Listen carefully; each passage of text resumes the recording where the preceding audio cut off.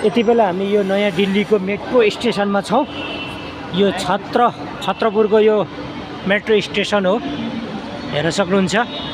यहाँनिर चाहिँ यो मेट्रो यति बेला सर्र चाहिँ हिँडिरहेको छ र यति बेला रोकिरहेको छ, हेर्न सक्नुहुन्छ। यो देश हेर्दा साँच्चीकै रूपमा पनि अत्यन्तै डेभलप भइरहेको देख्दा साँच्चीकै पनि हाम्रो देश पनि यस्तो भइदिए हुन्थ्यो भन्ने सौभाग्यले पनि हुँदो रहेछ। यहाँका जनताहरूलाई यति सुलभ छ कि हेर्न सक्नुहुन्छ तपाईँहरूले। यो मेट्रो यसरी सरर हिँड्दै गर्दा